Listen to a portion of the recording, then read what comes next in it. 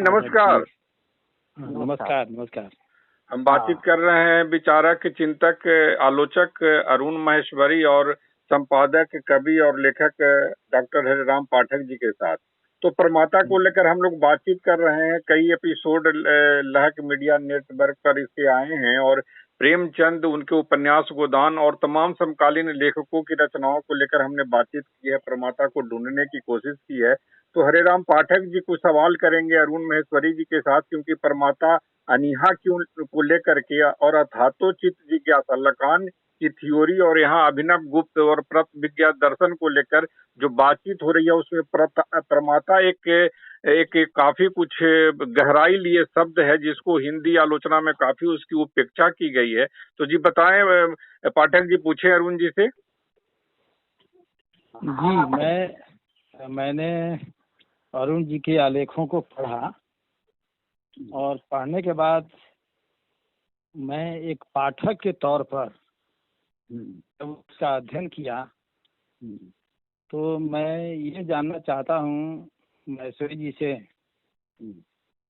कि जब एक अध्येता, जब एक पाठक प्रमाता के बारे में जानना चाहेगा और इसको आलोचना अथवा लेखन के क्षेत्र में प्रयोग करना चाहेगा व्यवहारिक रूप से, तो उसे क्या करना होगा?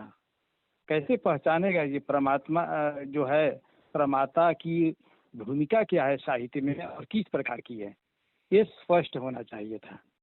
नहीं मेरे, हाँ, आपकी आप जिस प्रकार की आलोचना के हम लोग अभ्यस्त है, उसमें हमको हमेशा स्पष्टता की तलाश रहती है, नहीं। लेकिन इसकी बुनियाद में जो है, इसीलिए मेरे यहाँ मैंने जिस तरीके से प्रमाता को लिया है सब्जेक्ट को, वो कोई अपना वो हालांकि शैव दर्शन से उठाया गया शब्द है, लेकिन उसमें जो है हमने पूरा आधुनिक साइको एनालिसिस के टर्म, मतलब अंडरस्टैंडिंग को पूरी तरीके से उसमें शामिल किया है। और इस प्रकार के सिंथेसिस से हुआ क्या है कि जो आधुनिक साइको एनालिसिस की भी जो कमियां है, वो भी कहीं ना कहीं कुछ पूरी होती है, क्योंकि यहाँ पर हमारे यहाँ बहुत गहराई से उसके प्रमाता के पहलू पर अपना अभिनव गुप्त और उत्पलदेव और इन्होंने बहुत गंभीरता से चर्चा की है। उसका ऐसा वर्गीकरण है कि जिसकी कल्पना नहीं की जा सकती है, लेकिन फिर भी वो अंततोगत्वा जो है उसको एक ईश्वरीय स्वरूप में, शिव स्वरूप भी देखते हैं, जो एक कंप्लीट अपना जो वो इमेज है। जबकि लकानियन अंडरस्टैंडिंग और जो साइको एनालिसिस की अंडरस्टैंडिंग जो है, उसमें वो कभी भी सब्जेक्ट जो है वो कंप्लीट होता नहीं है, हो नहीं सकता है।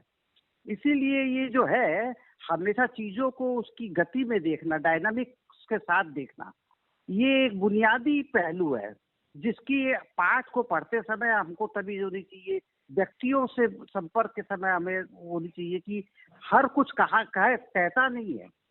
बहुत कुछ लेखक जो कहना चाहता है वो भी जो है वो हर कुछ विवक्षित नहीं होता, जिसको अपना अभिनव गुप्त कहते हैं कि जो अविवक्षित पाठ जो है वो भी अपना जो है उसमें शामिल होता है, और उसको पकड़ना, उसको उसके तमाम आयामों को देखना, ये एक दृष्टि है यहाँ पर। इसलिए प्रमाता यहाँ कभी भी स्थिर नहीं है, हमेशा मूव कर रहा है, हमेशा अपने को नए नए रूपों में, नई नई परिस्थितियों में, नए नए टोपोलॉजी में जो है व्यक्त कर रहा है। तो ये जो हमारे यहाँ पर आलोचना का जो स्वरूप रहा है अब तक, वो जैसे कि हमेशा एक निश्चयात्मक रूप में चीजों को देखना कि एक अपना एक जो स्वरूप बन गया वो एक पूरा स्पष्ट रूप से उभर के आना चाहिए, लेकिन तो उभरता तो नहीं है। वो स्पष्ट रूप से कभी भी कोई चीज स्थापित हो ही नहीं सकती है। समय के साथ ये अर्थ बदलते जाते हैं। जो पूरी जो टेक्सचुअल स्टडीज की जो पूरे सिद्धांत है अपना बाहर में भी जो आए हैं, तो ये जो बातें है, जो इन चीजों को, इसलिए हमने हमारे आप ये जो अभी जो काम कर रहे हैं अथातोचित जिज्ञासा से भी लेकर के अभी तक, इसमें सबसे बड़ी जो इसको मैं जो समझता हूँ कि मेरा जो कंट्रीब्यूशन, क्योंकि मैं ना तो लकानियन अपना थ्योरीज को हूबहू रख रहा हूँ और ना ही शैव अपना मत को जो है पूरी तरीके से रख रहा हूँ। मैं जो है इस पूरे साइको एनालिसिस का जो मॉडर्न डिस्कोर्स जो है उसमें हमारा इंडियन इंटरवेंशन किस तरीके से हो, वो जो है वो हम कर रहे हैं। और उसके लिए इंडियन इंटरवेंशन होने का बहुत बड़ा आधार है हमारे पास में। हमारे पास में जो इतना बड़ा दार्शनिक आधार है, जो खास तौर पर शैव दर्शन ने जहाँ पहुंचा दिया था, उसमें बहुत ही अपना बिल्कुल डेफिनेटिव तरीके से और बहुत मतलब जिसको पदों को जिस तरीके से विकसित किया, वो बहुत कुछ कहने की उसमें ताकत है। तो मैं अपना कंट्रीब्यूशन सिर्फ इतना ही समझूंगा कि हमने जो है इस पूरे अपना आधुनिक डिस्कोर्स में इंडियन इंटरवेंशन की एक जमीन तैयार की है और हम उसी पर लगातार काम कर रहे हैं कि अपना जिसमें हमारे सामने हमेशा मार्क्स भी रहते हैं, हेगेल भी रहते हैं, हाइडेगर रहते हैं और लकान रहते हैं, जीजैक, बादियू, सब लोग रहते हैं। और उसके साथ साथ लगातार हम उसमें देखते हैं कि हम उनको समझने में किस तरीके से अभिनव गुप्त की शब्दावली, उत्पल देव की शब्दावली, उन पूरे शैव दर्शन की शब्दावली, जो तंत्र शास्त्र की शब्दावली जो है, उससे हमको कितनी भारी मदद मिलती है। तो मैंने तो इसलिए पहले भी कहा है बार बार कि यदि हमने अभिनव गुप्त को न पढ़ा होता, इतनी गहराई से नहीं जाना होता, और यदि हमने लकान को, तो हम न लकान को जान सकते थे। क्योंकि लकान को जानने के लिए जिस भाषा की जरूरत है, हिंदी में हम लोग सोचने वाले लोग हैं, हमको जिस भाषा की जरूरत है वो भाषा हमारे पास नहीं थी, वो भाषा लुप्त हो गई थी। तो वो जो है हम लोगों ने हमको अर्जित करना है। तो उसी हिसाब से जो है, और अभी तो जो ये अंतिम जो मैंने लेख लगाया है उसमें तो मैंने इसलिए एक और छोटा सा चार्ट भी बनाया है कि किस तरीके से शब्द, क्योंकि हम लोग करते क्या, जब भी कोई नया पद किसी भी क्षेत्र में जो कोई टर्मिनोलॉजी आती है, तो हमेशा ये हमारी स्वाभाविक गति है कि हम अपना संस्कृत के स्रोत से जो है उससे मिलते जुलते शब्दों को अपना लेते हैं और उसकी ध्वनि में उस अभी आधुनिक अर्थों को भी अपना शामिल करने की कोशिश करते हैं। तो ये काम हुआ है कि, और उसमें हमने अपना इंडियन कंट्रीब्यूशन क्या हो सकता है इस पूरी डिस्कोर्स में, इसको संभव बनाया है। और जो हमारे हिसाब से मतलब उपेक्षित था, किसी भी इंडियन लैंग्वेज में इस पर काम नहीं किया गया, जबकि सब लोग संस्कृत साहित्य से और उसके दार्शनिक आधार से सबसे परिचित है, और उसकी बहुत और इतनी बड़ी जरूरत है कि जिसकी कल्पना नहीं की जा सकती है। यहाँ तक कि मैंने अथातो चित्त जिज्ञासा में इस बात को नोट भी किया कि लकान जो है वो किस तरह से परिचित थे अभिनव गुप्त के पूरे विचारों से, और वो अपनी पुस्तकों में उनको उद्धृत करते हैं, और उन उद्धरणों को जो है हमने अथातो चित्त जिज्ञासा में दिया है कि किस तरीके से उसके जरिए पूरा वो ध्वन्यालोक की सारी स्थापनाएं जो है, लकानियन जो पूरी अंडरस्टैंडिंग की अनकॉन्शियस जो है is structure like a language, तो ये जो है ये पूरा ध्वन्यालोक से आई हुई चीज है। वो ध्वनि पर बात करते हैं, ध्वनि बोल करके बात करते हैं। तो हमारे कहते थे कि ये जो पूरा डिस्कोर्स आज जो मतलब पश्चिम में लकान नए पूरे विमर्श के केंद्र में है, सारे जितने भी जो मार्क्सिस्ट विमर्श जो है उसका परवर्ती विकास जो है लकान के वो केंद्र में रख करके हो रहा है। तो उसमें जो है, और उसमें हमारा मानना है कि भारत का बहुत बड़ा कंट्रीब्यूशन हो सकता है अगर सही तरीके से, और उससे क्या होगा कि हम अपने अनुभवों को भी जोड़ने की भाषा जो है उस पूरे डिस्कोर्स में हमको हमारे इस काम से हम वो हासिल करना चाहते हैं। आप मेरी बात समझ रहे होगे? इसलिए नहीं, इसमें थोड़ा सा ये समझना चाह रहे हैं कि जैसे मान लीजिए कि प्रतिभिज्ञा का जो दर्शन है उसमें शिव को ही प्रमाता कहा गया है। आप इसीलिए हम कह रहे हैं कि वो बुनियादी चीज है कि कोई शैव दर्शन का विश्वास करने वाला व्यक्ति, तो उसमें इसलिए उनको शिव को परमाता माना गया है, क्योंकि वो शुद्ध परम के साथ ईश्वरीय रूप जो है, हाँ, जो शुद्ध हो, पूर्ण हो और अंतिम ज्ञान रखते हो, अंतिम ज्ञान तक रखते हो। वही तो बात है। और हिंदी पाठक जी का सवाल है कि हिंदी आलोचना में अगर इस शब्द की अगर हम मान लीजिए कि घुसपैठी अगर हम कराएं या इसको प्रवेश ही कराएं, तो वो आलोचना में या हिंदी साहित्य में कैसे आएगा वो शब्द प्रमाता? अगर एक आध दो उदाहरण देकर के उसको बताएं, वो समझना। हम बता रहे हैं ना कि आप किसी भी पाठ को व्याख्यायित करने के लिए जो बुनियादी हमारे पास जो चीज चाहिए वो सब अपना जो है, और पिछले 10 वर्ष में मैं लगातार जितने भी प्रकार का लेखन किया है मैंने, उसमें मैंने इन सारे थ्योरीज को अप्लाई किया है, और उसके बाद एक अंतिम में एक थ्योरेटिकल डिस्कस के तौर पर जो है धातु की जिज्ञासा आई, और उसके बाद कई चीजें आई। तो मेरे कहने वाला कि ये आप हिंदी में प्रमाता को स्थापित करने की जो बात करेंगे, ऐसे नहीं होगा। वो तो परम का, एब्सोल्यूट का जो है कंसेप्ट तो हमेशा से है। ये जो अद्वैत जो है ये हमेशा से हमारे पास है, कि उससे तो बात बनती नहीं है। हमको तो मनुष्य को उसके सचल रूप में, उसमें होने वाले उसकी बेचैनी, उसके उसमें पल पल होने वाले परिवर्तनों को, तो इसीलिए वो बोलते हैं कि सब्जेक्ट इन मोशन, उसको जो है पकड़ने का तरीका जो है, और वो इसीलिए हम प्रमाता का एक नया कंसेप्ट जो है, ये अगर कोई भी शैव दर्शन पर आस्था रखने वाला या उसको सत्य मानने वाला पूरी तरीके से, वो कहेगा कि आप ये जबरदस्ती अपना इसको ये ऐसा बना दे रहे हैं कि प्रमाता को स्थिर कर रहे हैं, जबकि जो उन्होंने वहां प्रमाता को जो है इस शिव स्वरूप का है, समझे। लेकिन उसी जब अभिनव गुप्त में और गहराई से जाते हैं तो वो शिव जो है जहाँ जब भी जगत में आता है तो वो हमेशा शिव शक्ति के द्वय के साथ आता है। और ये भी वो कहते हैं कि वहां पर जो है शिव पे जो वो शिव जब कहते हैं तो उसमें इकार को कहते हैं कि वो शक्ति का प्रतीक है, और इकार के बिना शिव जो है सब हो जाता है। ये उनका कंसेप्ट है। तो ये बहुत बड़ा मतलब ये कि जब भी आप उसको विमर्श का विषय बनाएंगे तो आपको उसके द्वैत के साथ ही अपना उसको स्टडी करना पड़ेगा। ये वो प्रमाता इन मोशन को में ही स्टडी करना पड़ेगा। इसीलिए ये विश्वास की चीज तो अद्वैत के साथ जुड़ी रहती है, लेकिन अध्ययन के लिए जो है वो सारे सूत्र हमको अभिनव गुप्त ही अपना मुहैया कराते हैं। ये वैसे ही है जैसे कि हेगल जो है वो पूरे डायलेक्टिकल मेटेरियलिज्म का आधार तैयार करते हैं अपने एब्सोल्यूट के साथ, क्योंकि वो जिस एब्सोल्यूट की बात करते हैं उसको तो सुलझाने के लिए जिस डायलेक्टिकल प्रोसेस की बात करते हैं वो प्रोसेस महत्वपूर्ण हो जाता है। ये पहलू है यहाँ पर। इसको इस रूप में अगर देखेंगे तो आप किसी भी सब्जेक्ट को, किसी भी चीज को आप स्टडी करने पर इस प्रकार के उसको इन मोशन में जो है देखने का अभ्यास करना, आप खुद को भी जो है उसमें, इसीलिए अभी जो मैंने ये प्रमाता एक बात वाला जो देखा। हेलो, हाँ पाठक जी कुछ कह रहे हैं जी। हाँ, बात है कि मैं मतलब ये दर्शन की बातें हैं और अभिनव गुप्त का जो समय था वो समय अब नहीं है। सही।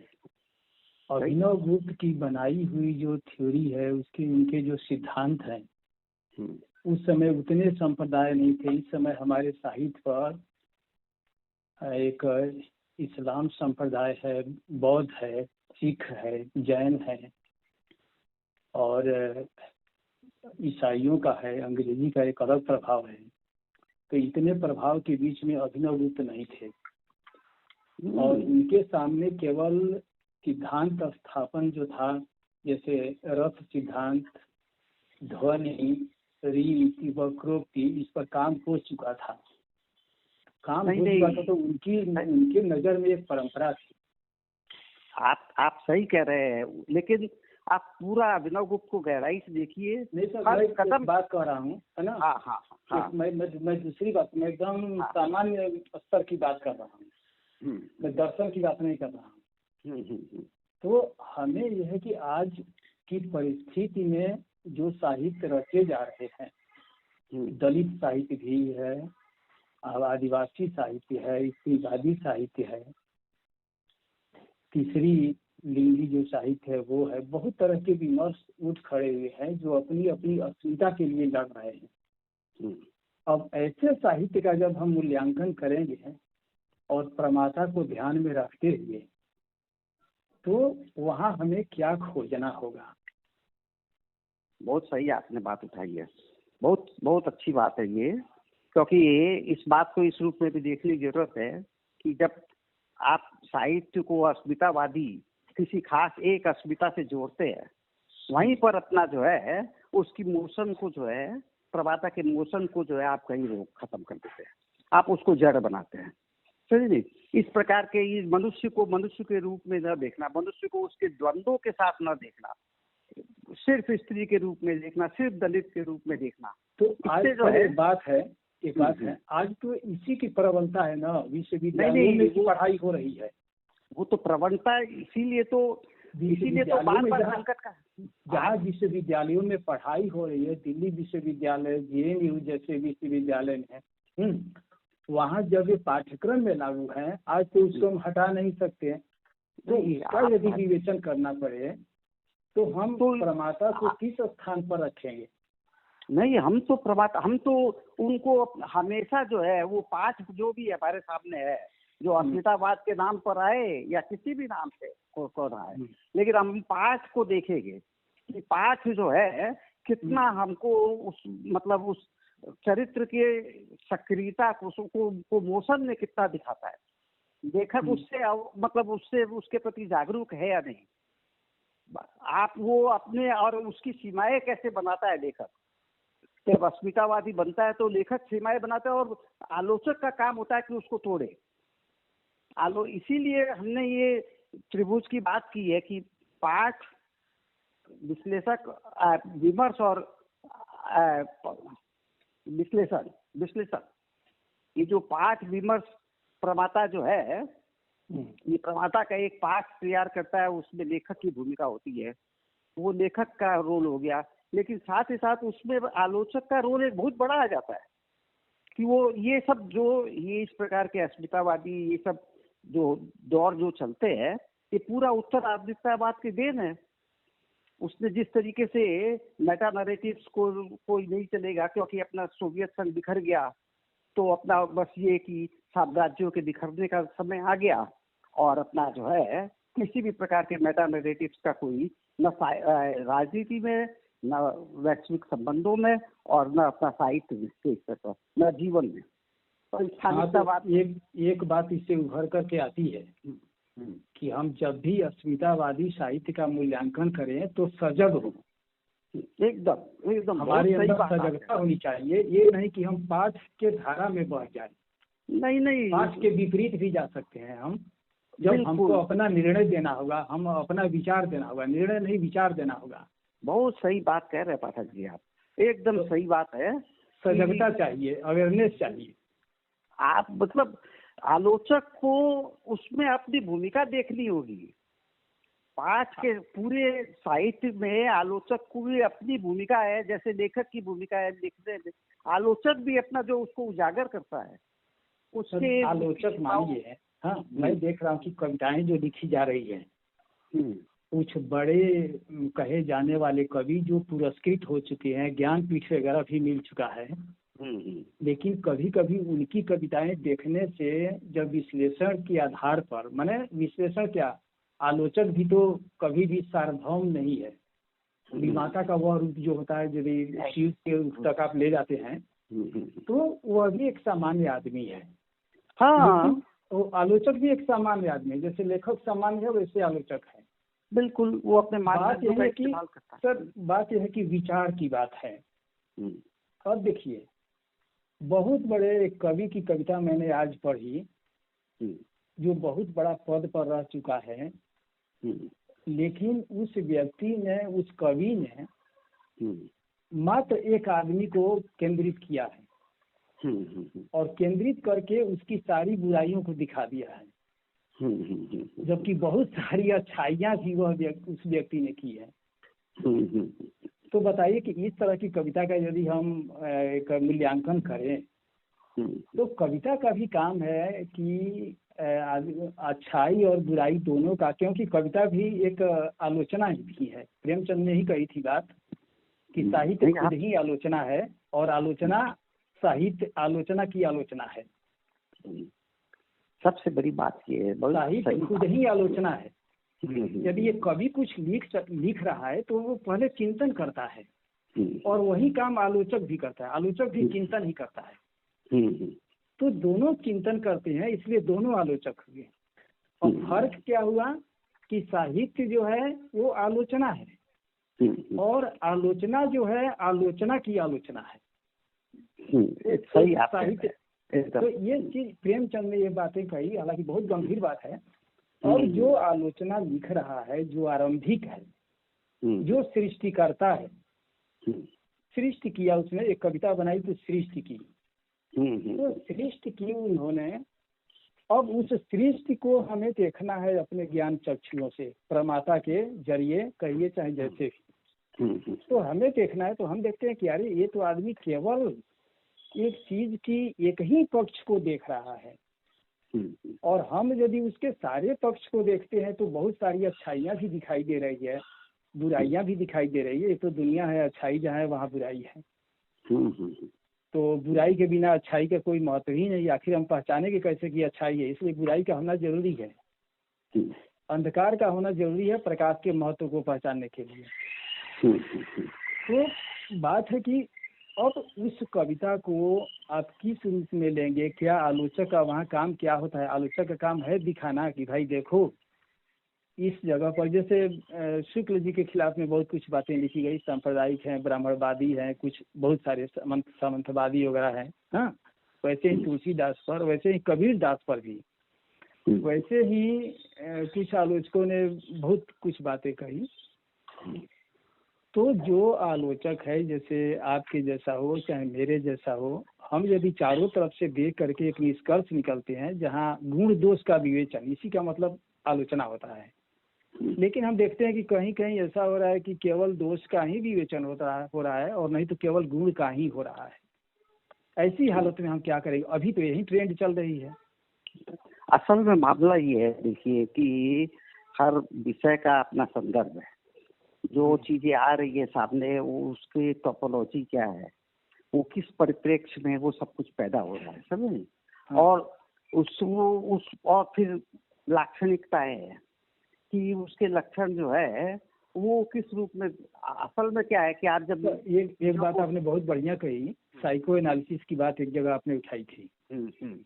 तो ये चीज मैं देखता हूँ कि मन और परिवेश, किस परिवेश में वो कविता लिखी गई है, चाहे कहानी लिखी गई है, और मन का जुड़ाव, मन को भी टटोलना होगा। आलोचना करते वक्त कवि के मन को भी टटोलना होगा, और उसके परिवेश को,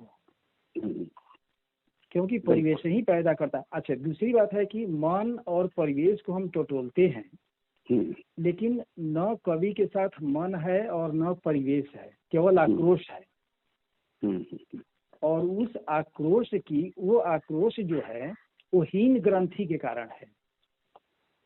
ये आप अपना उसको सामने ला सकते हैं। ये तो जब आप विश्लेषण करेंगे चीजों को जो है, तो उसकी अपनी मतलब उसकी जो साइको एनालिसिस जो करके उसकी जो गति देखेंगे कि वो किस तरफ जा रहा है, वो अंत तो कर्तव्य क्या होगा। क्योंकि ये जो है हीनता, श्रेष्ठता और ये सब जो है, ये इसके अपने इन लक्षणों के अपने अपनी जो है अभिव्यक्तियां है, वो कुछ तयशुदा है, कुछ परिस्थितियों के अनुसार है। तो इसीलिए लकान के यहाँ पर हर प्रमाता को जो है वो, जैसे कि उनका एक बहुत छोटा सा फार्मूला है RSI का, रियल, सिंबॉलिक एंड इमेजिनरी, कि ये हर चित्त जो है, हर प्रमाता का की इनर जो गति है, वो जो है उसके अपने रियल से, मतलब जिसको वो अपना सब उसका जो यथार्थ है जीवन का, और उसकी छवि से इमेजिनरी का यहाँ पर मतलब चित्रात्मक है, काल्पनिक है, वो कौन सी फैंटेसी में अपना जी रहा है, और उसके सिंबॉलिक अपना उसका जो सांस्कृतिक अपना परिवेश जो है, उसके ऊपर किस प्रकार के सांस्कृतिक दबाव है। हम लोग जैसे जिस परिवेश में बड़े हुए, हम लोग के बहुत सारी चीजें हम लोग को आज के समय में समझ ही में नहीं आती कि ये कैसे हो रहा है, ये क्या हो रहा है। बस अब उसको हम गंभीरता से अपने तरीके से विश्लेषित करके समझने की कोशिश करते हैं, लेकिन कई चीजें हम लोग के मतलब पूरे उसमें फोरक्लोज हो जाती है। जैसे कि हम लोग कहते हैं कि आपने बहुत बढ़िया, इसका मतलब ये है कि सब तरह से विश्लेषण जो है यहाँ प्रधान है। सब तरह से विश्लेषण होना चाहिए। बिल्कुल बिल्कुल। जैसे आपने बता रहे हैं कि जहाँ में दर्शन मिले वहाँ दार्शनिक, जैसे कुछ ऐसी चीजें हैं जहाँ मानी कि कल एक बहुत एक बड़े यूनिवर्सिटी के प्रोफेसर से मुझे बातचीत हो रही थी। तो उन्होंने एक बात कही, मैं कवि का नाम रखना नहीं चाहता हूँ, लेकिन समझ लीजिए कि कोई कवि होगा, कह रहे थे कि उस कवि की कविता मैंने पढ़ी तो मुझे कुछ समझ में ही नहीं आया। तो जब कुछ समझ में नहीं आया मेरे जैसे विश्वविद्यालय के प्रोफेसर को, तो सामान्य विद्यार्थियों को समझ में क्या है? देखिए, विश्वविद्यालय के कैसे करेंगे? सुनिए, विश्वविद्यालय के प्रोफेसर को न कोई कविता न समझ में आना बिल्कुल स्वाभाविक है, क्योंकि वो उसने कुछ बद्धबूढ़ धारणाएं बना रखी है कविता की। दिन रात रटते उसकी कोई कंसेप्ट नहीं है। उसने अपनी संवेदनाओं को गवा दिया है, समझे जी। वो जिस प्रकार विश्वविद्यालय का प्रोफेसर जो है इस मामले में बड़ा बेचारा है। एक और बात है ना, हाँ, लेकिन उसकी तुलना में साधारण आदमी ज्यादा संवेदनशील होता है। और वो सर ऐसी बात है कि एक बात मैं बीच में रोक रहा हूँ। हाँ, मतलब संवेदना भी वही काम करती है जहाँ कुछ शब्दों के अर्थ आप समझ सकेंगे। नहीं, जहाँ सारे शब्द प्रतीक और बिंब में लिपटे हुए हैं, संवेदना हमारी वहाँ तक पहुँचेगी। आखिर शब्द तक कब तो हम अर्थ करेंगे, संवेदना काम ही नहीं कर रही है वहाँ पर। तो प्रतीकों बिंबों को पकड़ने की शक्ति जो है, हम आपको सीरियसली बताते हैं कि इन प्रतीकों बिंबों को एक आम आदमी पकड़ लेगा, हम, लेकिन वो प्रोफेसर नहीं पकड़ पाएगा। खुद ही गढ़े हुए जीवन से कटा हुआ है जी।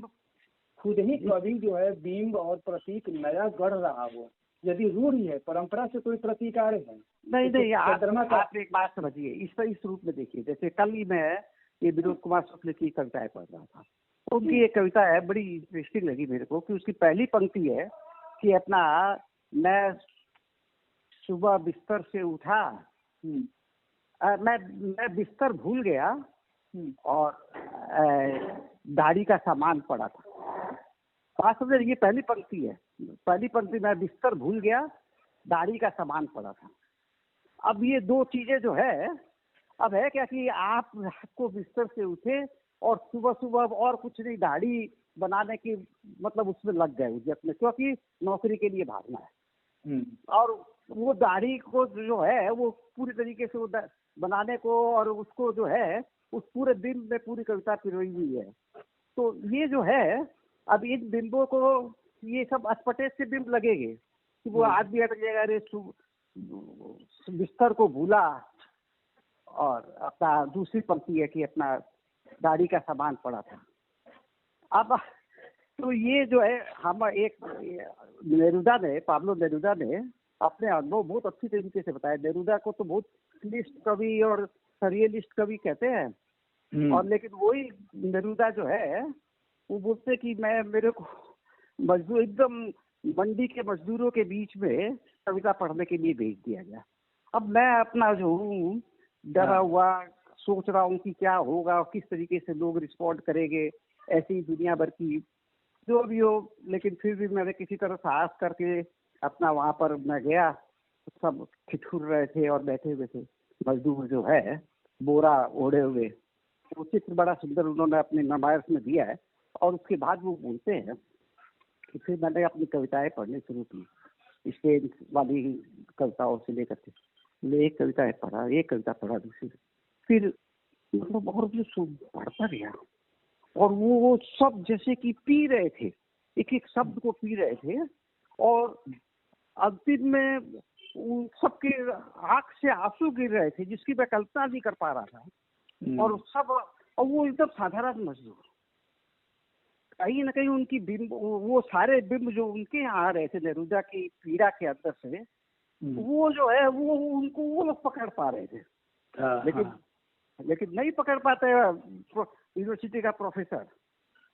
वो जो है वो कोई और ही संरचना खोजता रहता है कि परंपरा की संरचना, कविता को जो है वो परंपरा को दोहराना चाहिए, तो फिर अब कविता लिखेंगे। वही बात है, इसलिए मैंने कही कि बहुत तरह की रचनाएं हैं, जिसका समसामयिक संदर्भों में विश्लेषण करना आवश्यक है। बिल्कुल और बिल्कुल मैं तो देख रहा हूँ कि बिल्कुल सामान्य सी कविता को भी पकड़ने में लोगों को बहुत कठिनाई आ रही है।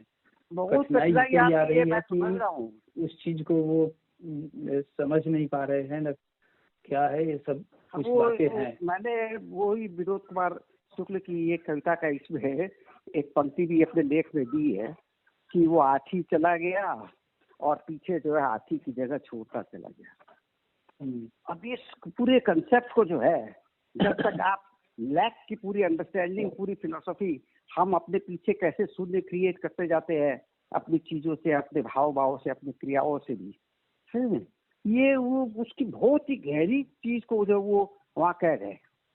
अब प्रोफेसर सोचेगा क्या बोल रहे हैं, हाथी चला गया पीछे अपना हाथी की खाली जमीन छोड़ गया, ऐसा ही कुछ है। मैं शब्दों को जो है, हाँ, तो इसको एक उदाहरण से एक समझा जाए। आपकी ये जो किताब है साहित्य में यथार्थ, सिद्धांत और व्यवहार, अरुण महेश्वरी जी की किताब है, उसमें आप अग्नि बीज पर लिखते हैं इनकी जो रचना है मार्कंडेय जी की,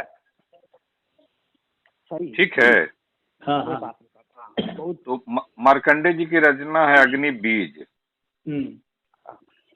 तो उसमें एक जगह अरुण जी लिखते हैं, संवेदन शून्य और बोध रहित बनाने वाले इस आम माहौल में साहित्य मात्र को बचाने की चिंता के साथ जब हमारा आंतरिक आग्रह जिंदगी की धड़कन लिए ग्रामीण जिजीविका की अजय गाथा का संदेश देता हुआ अन्याय और अत्याचार के सहज प्रतिकार की मानवीय संवेदनशीलता को नियोजित करने की शक्ति संपन्न साहित्य को पाने और रचने का है, तभी मार्कंडेय का उपन्यास अग्निबीज, जो खुद लेखक के अनुसार एक विस्तृत कथा का पहला चरण है, हमें बहुत गहराई तक आश्वस्त करता है। हम एक उदाहरण से इस संवाद का अंत करेंगे। अरुण जी से हम लोग जानना चाहते हैं कि गोदान में अगर परमात्मा की हम लोग तलाश करें, किस रूप में हम तलाश कर सकते हैं, जैसा कि तलाश आपने अग्निबीज में किया है, संवेदन शून्य और बोध रहित बनाने वाले। जी, ये जो है अग्निबीज की समीक्षा मेरी, समझिए अभी से 40-45 वर्ष पहले की समीक्षा थी, और वो जो है मतलब मैं वो पहली मेरी ऐसी समीक्षा थी जिसको लिखते समय मैं डूब गया था, और जिस मतलब फैसले के साथ मैं उसकी समीक्षा लिखने बैठा था, सारे पात्र खड़े होकर के मेरा प्रतिवाद कर रहे थे, और स्थिति मेरी ये हो गई थी कि मैं बीमार हो गया। उस अग्निबीज को लेकर के हमारे घर में एक बैठक हुई, हमारे फादर भी एक्टिव थे, हमारी मदर, हमारी सिस्टर भी जो है, तो वहां पर मैंने उसके विरुद्ध में स्टैंड लिया था। लेकिन मैं जब लिखने बैठा तो मतलब अवाक था कि कैसे सब पात्र जो है अपने को डायलेक्टिकली जो है अपने को स्थापित कर रहे हैं। तो ये जो है, ये इसीलिए आपको उसके कंपन से जो है ना, पात्रों की गतिविधियों के कंपन से अपने नहीं, इसमें आपके मेंटल थॉट प्रोसेस का पता चलता है। आप एक जगह लिखते हैं, इसको समझा जाना चाहिए, जो अभी आप बात कर रहे हैं वो थॉट प्रोसेस आपके मेंटल में बहुत पहले से, जब आप सोचना समझना शुरू कर रहे हैं तभी यहाँ तक परमात्मा तक पहुंचे। आप कहते हैं एक जगह उसी समीक्षा में, साहित्य में यथार्थ के स्वरूप से संबंधित ऐसी तमाम बातें जैसे अनायास ही दिमाग में कौंधने लगती है, खास तौर पर आज जब एक पूरी तरह से खोखले फार्मूलाबद्ध साहित्य की चुनौती के सामने मान्यता प्राप्त कलात्मक और गंभीर साहित्य की हस्ती हिलती हुई दिखाई दे रही है, तब इस प्रकार की चिंताएं और भी सताती हैं कि हमारे साहित्य में आखिर कौन सी शक्ति का अभाव आ गया है जिसकी वजह से वह इस कदर कमजोर तथा व्यापक पाठकों की अभिरुचि के दायरे से बाहर होता जा रहा है। जो हम लोग अभी बात कर रहे हैं उसके संकेत उस समय भी मिल रहे हैं इस लेख में, आपकी टिप्पणी में। वो आप गोदान का जिक्र कर रहे हैं, गोदान इसीलिए गोदान आपकी अग्निबीज के माध्यम से हम समझना चाह रहे हैं। भी संवेदनशील पाठक के हृदय जो है ना, उसकी धड़कनें तेज हो जाती है, उसका हर पात्र मूवमेंट पर है, उसका हर पात्र, प्रेमचंद किसी भी पात्र को स्थिर देखते ही नहीं है। वो भले अपना होरी और को छोड़िए, मेहता और को छोड़िए, आप अपना जो है वो गोबर और सारे के सारे जो है वो हमेशा अपनी स्थितियों को बदलते रहते हैं और आगे और बदलाव के संकेत देते जाते हैं। तो ये जो है चीजों को मोशन में देखना, उसी से महान साहित्य की रचना होगी, और अस्मितावाद और करने से कुछ होगा नहीं। वो सब हाँ ठीक, बहुत बढ़िया, अच्छी बात है ये। सर आपको और कोई सवाल पाठक जी जो आपके मन में अभी छूटा हुआ और आप समझना? बहुत ही पाठक जी को तो मैं सुन रहा था, वो पूरा उनका वक्तव्य वो सब अद्भुत लगता था कि चलिए कोई चीजों को तो पकड़ रहा है। आज मैंने वो ग्रोक से मैंने बातचीत एक प्रयोग के तौर पर की कि अपना इसी लेख को दे करके, और उसके बाद जो लंबी बातचीत हुई उसमें बड़ी अच्छी चीजें कुछ निकल के आई, जिसको फिर मैंने उसको कहा कि भाई अंग्रेजी कर दो इसको, क्योंकि कई हमारे लोग जो है वो अंग्रेजी में चीजों को ज्यादा समझते हैं, लेकिन इस सैव पदावली में कई बातों को समझने में वो मतलब असफल रहते हैं। तो इस प्रकार के फिलोसॉफिकल टॉपिक्स को जो है, इसलिए मैंने उसका अंग्रेजी करवा के लगाया है अभी अपने ब्लॉग पर। वही, और उसमें आज मैंने गौर किया कि वो तो मतलब कई मिनट में कर दिया, उसको तो समय लगा नहीं। तो ये आज जो अद्भुत सुविधा उपलब्ध हुई है। पाठक जी, आपके मन में कोई और सवाल अगर गोदान को लेकर ही आप समझना चाहें, ठीक है, मोशन में रहने वाली बात तो आ गई, और कुछ आप जो आपके मन में कोई द्वंद्व दुविधा है तो कृपया एक आखिरी सवाल पूछें। ना, और हम लोगों की चर्चा हुई है प्रेमचंद युगीन उपन्यासों पर। हाँ, तो वो मैंने सुना पूरा। हाँ, वो तो बहुत अच्छी सुंदर चर्चा थी। हाँ, वो चर्चा थी, और उस तरह की चर्चाएं होनी चाहिए। अभी तो स्पष्ट बातें हुई कि आलोचक को बिल्कुल निरपेक्ष रहना है। ये एक बहुत बड़ी चुनौती है, क्योंकि आलोचक भी धीरे धीरे एक पक्ष का आदमी होता जा रहा है। पहले ऐसा नहीं था। आप पहले था कि हाँ, आप जो भी कहिए, निरपेक्ष और सापेक्ष जो भी कहिए, मूल बात ये है कि हम लोग जो है, हम आलोचक हो या जो भी हो, वो एक इस पूरे काल की उपज है और अपनी भूमिका अदा करना चाहता है जी। वो सिर्फ अपना ऐसे ही वो उसमें इंटरवीन करना चाहता है, और इसलिए बहुत सी बातों को हो सकता है कि अतिरेक तरीके से साहित्य में भी कही जाती है, और उसको लेकिन कितना डिस्काउंट करे, कितना उसको वास्तविकता माने, ये इसी से तो पूरा सरियलिस्ट लिटरेचर का, सरियलिस्ट अपना आर्ट का जो है पूरा निदान तैयार हुआ है जी। तो ये तो इन सब मामलों में भी हमारे कहने मतलब कि हम नैतिकतावाद का झंडा उठा करके कभी साहित्य का सामना नहीं कर सकते, क्योंकि जीवन को हम नहीं देख सकते। हम जीवन की व्याख्या नहीं कर सकते। जीवन जो है कितना बदलता जाता है, हर पल बदल।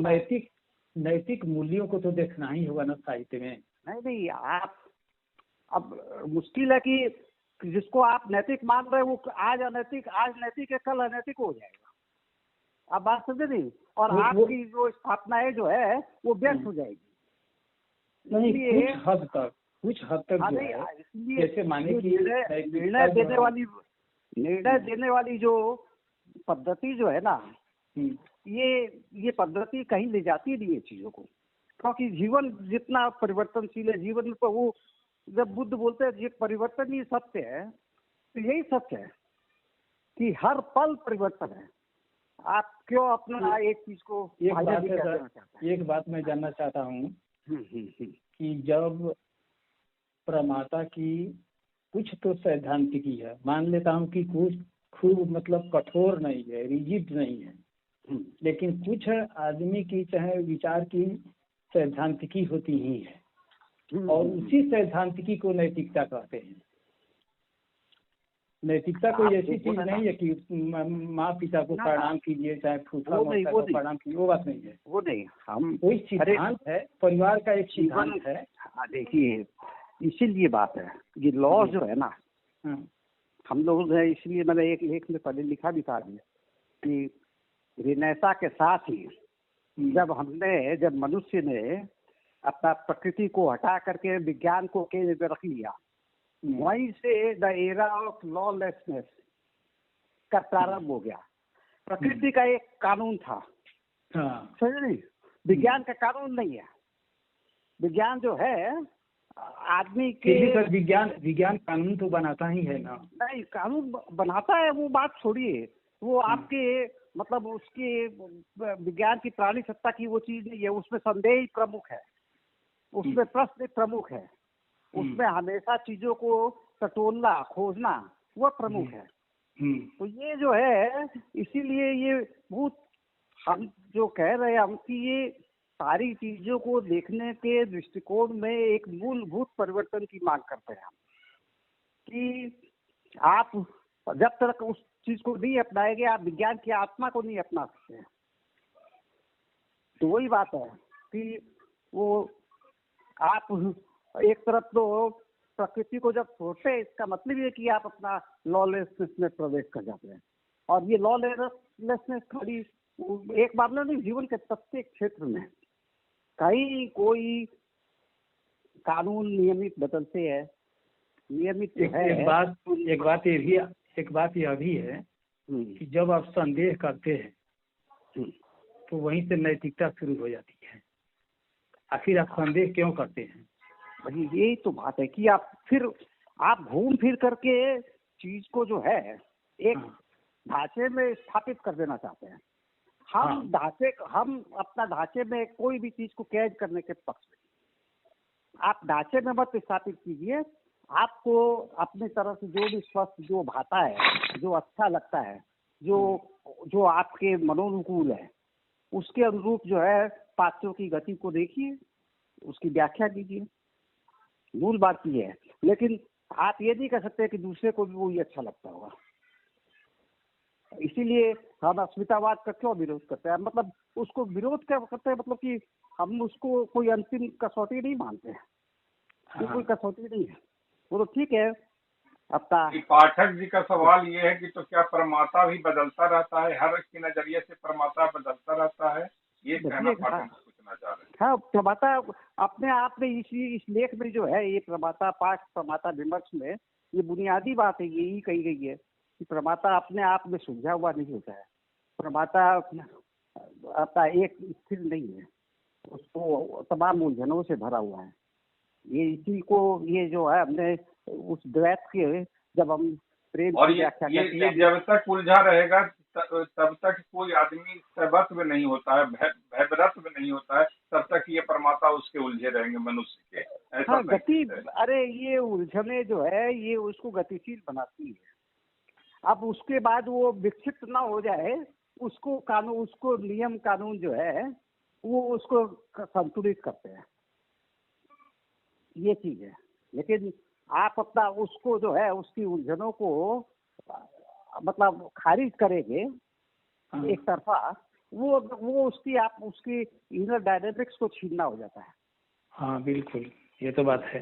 हाँ, सही बात। एक आखिरी सवाल, तो फिर हम लोग चूंकि संवाद चल रहा है लगातार, खैर प्रमाता को लेकर तो चल ही रहा है, तो विनोद कुमार शुक्ल की रचनाओं को आप प्रमाता के नजरिए से कहाँ तक देखते हैं, जहाँ इतनी उनकी आलोचना हो रही है, भाषा को लेकर हो रही है, उनके पात्रों को लेकर हो रही है, नई भाषा को लेकर हो रही है, कलावाद को लेकर हो रही है, सरोकारवाद को लेकर और अपठनीयता को लेकर हो रही है। क्योंकि आप चीजों को देख रहे हैं गहराई से और प्रमाता के नजरिए, तो उसमें विनोद कुमार शुक्ल कहाँ बैठते हैं, कहाँ फिट बैठते हैं? नहीं, अभी जो विनोद कुमार शुक्ल की जो आलोचना में खास तौर पर मैंने वीरेंद्र यादव का लेख पढ़ा, मेरे को बहुत हंसी आ रही थी। और इस प्रकार की जो है, ये जो है लगता है कि साहित्य की आलोचना का अधिकार उनके पास नहीं रह गया है। समझे? जो साहित्य के पास सहानुभूति से जाते ही नहीं है, जो उसके पूरी संरचना को समझना ही नहीं चाहते हैं, वो पहले से अपने एक ढांचे तैयार कर रखे हैं और उसी में फिट करना चाहते हैं। समझे? तो इसी की तो कीमत चुका रहा है पूरा ये तथाकथित यथार्थवादी अपना खेमा जो है, कि वो यथार्थ जो है उससे द्वंदात्मकता गायब है। तो ये जो है, ये हमको विनोद कुमार शुक्ल हमारे लिए एक पाठक के नाते, एक आलोचक के नाते एक चुनौती बनाते हैं, पैदा करते हैं।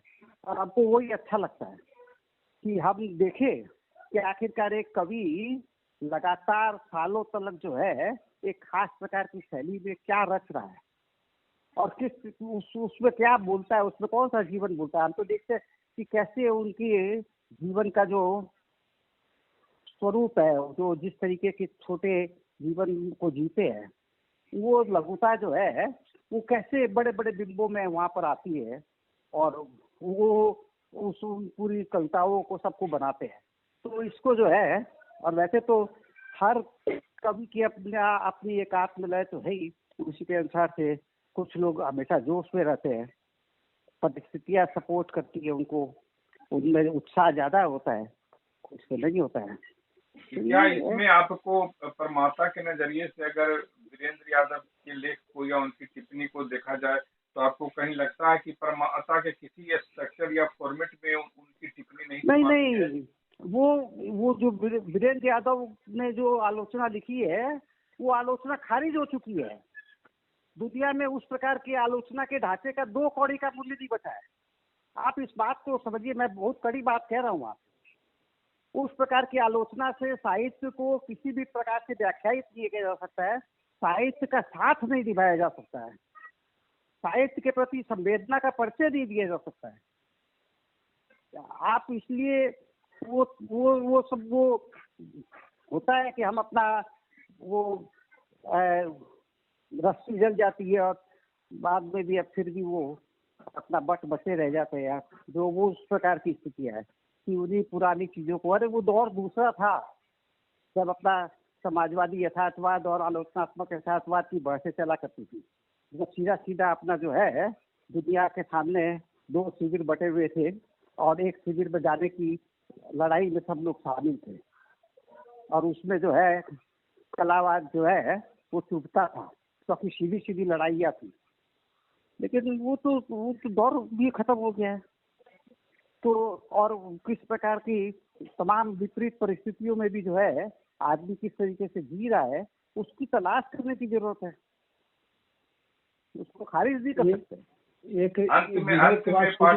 अंत में पाठक जी, आप विनोद कुमार शुक्ल को लेकर जो प्रमाता के नजरिए से अरुण जी ने कहा, आप कुछ कहना चाहते हैं या कुछ पूछना चाहते हैं विनोद कुमार शुक्ल के नजरिए से, क्योंकि अभी ज्वलंत मामला है हिंदी साहित्य में जो बात चल रही है। मैं ये कहना चाहता हूँ कि विनोद कुमार शुक्ल पर यह भी आरोप लगाया जा रहा है कि जिस क्षेत्र में वो रह रहे हैं वहाँ पर जो परेशानियों आदिवासियों को लेकर के, हाँ वो कुछ बोले नहीं है उस पर, आदिवासियों को लेकर परेशानियां हैं और नक्सल आतंक को लेकर के भी है, लेकिन उसका जिक्र उन्होंने अपने कविताओं में, कहानियों में नहीं किया है। अब मुश्किल वाली बात है कि आम लोग जो है, कितने लोग अपना, अगर वो लोग बोलते ही होते तो आज ये परिस्थितियां नहीं होती।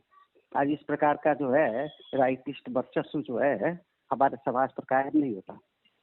तो ये जो है लोगों का न बोलना, अब उनका दोष माना जाए या परिस्थितियों का दबाव माना जाए, जो वैकल्पिक शक्तियों ने निराश किया है, ये भी तो सच्चाई है।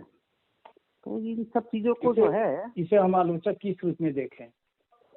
हम आलोचक को इसीलिए देखना पड़ेगा कि भाई पहली तो बात है कि वो जो जिस विषय को उठा रहे हैं उसका किस तरह निर्वाह कर रहे हैं, उसकी संवेदनाएं किनके साथ है।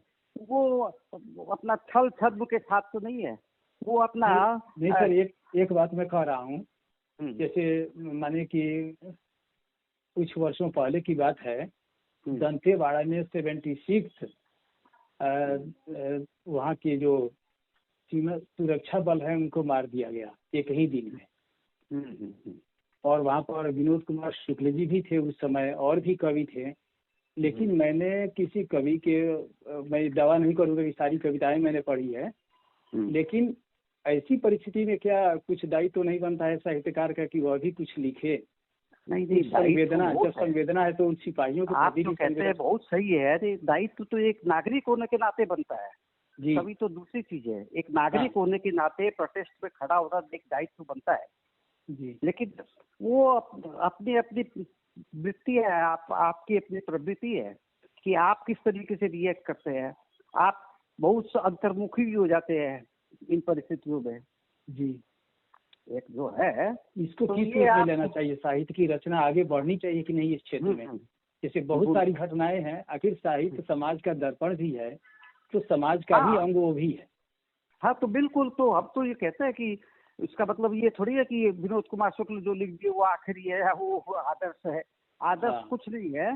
हाँ। मूल बात ये है कि अपना वो जो है उसी रूप में उसको देख करके अपना लिखा जाए और मूल्य निर्णय न दिया जाए।